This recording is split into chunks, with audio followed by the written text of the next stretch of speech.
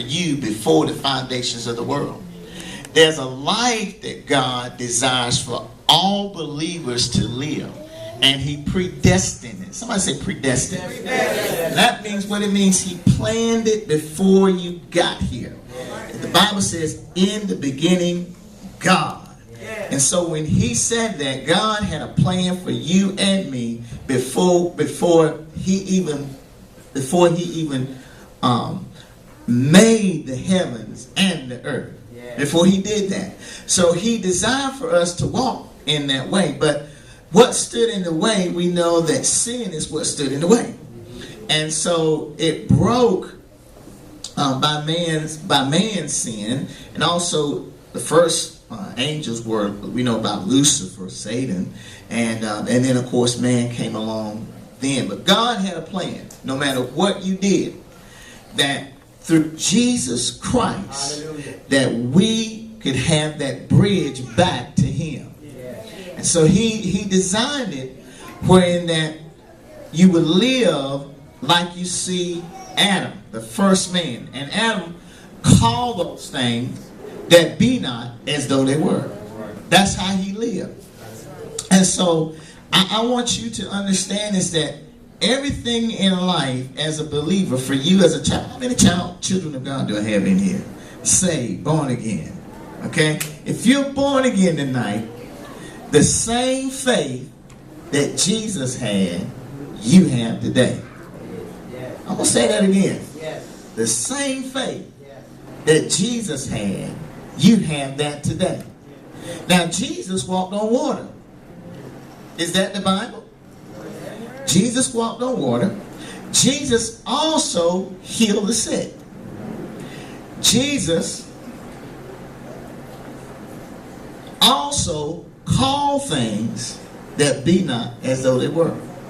And so what I'm saying to you is this, is that you can speak the things that you desire, or the things that he's already laid out for you. You can call those things into existence. You can call it into existence. I mean, how many want to go to school? College. Want to go to college? Okay. All right. That's a desire that God gave you. And how many know what they really want to do yet? You know exactly what you want to do? Okay, great, good. But some of you may not know that. So you're going to have to seek the Lord on those things and find out what it is that he desires for you to do. And then start walking in that direction. Because the Bible says that the just shall live by faith. God will give you a word from heaven and place it in your spirit. And the only thing you have to do is just walk it out. Say walk it out. Walk it out. Okay? I'm going somewhere with this. I just want you to stay with me for just a minute. Pastor, am I okay? Okay. All right. What I do, like I said, I'm an assistant principal, and I'm in a city by the name of Kinston, North Carolina.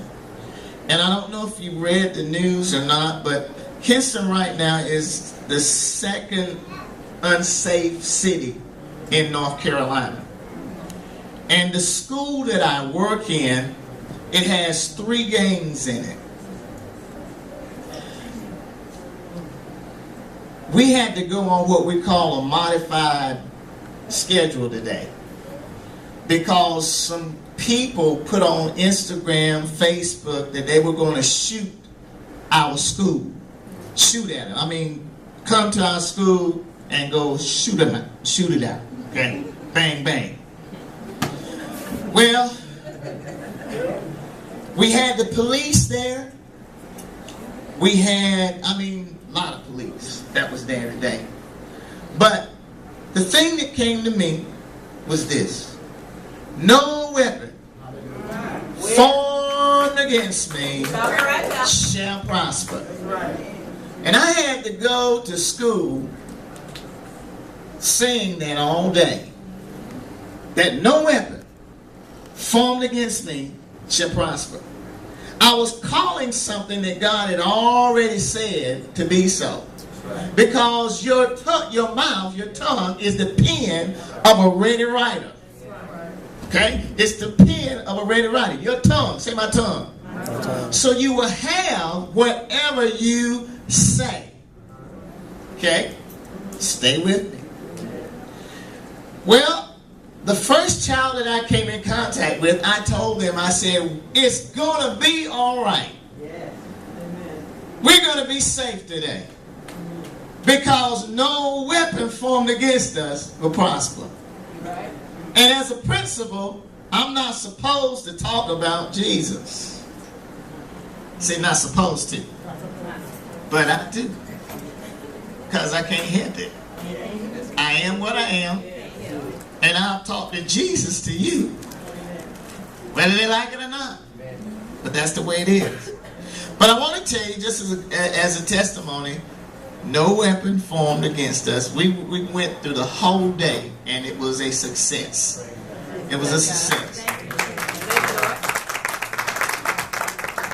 Their goal was for us not to go to school. But thanks be to God, I was there. Not only me, but there were some other believers that were there as well, that was praying. And so what I want to get across to you is that the people that did this, they were students, but they were also a part of a game, a lifestyle that people have picked up on, and it's real to them. It's really real. If you went in the night, am I right about it, brothers? It's real. And they don't snitch. And don't realize that we're part of a community all together. I mean, it's sad. We had a young man that got shot too in the head. He was in the high echelons. And nowadays, they think that when you get shot, that you are something. Their status goes up. That's right. That's right. But a bullet has no name to it. That's right. Yeah. I was in the Marine Corps too. So I was overseas, and let me just tell this, but I was overseas and in Beirut, Lebanon. This might be a little bit before some of your time, I don't know. But in 1983, I was in Beirut, Lebanon. And we were over there, and I was in this building all night long.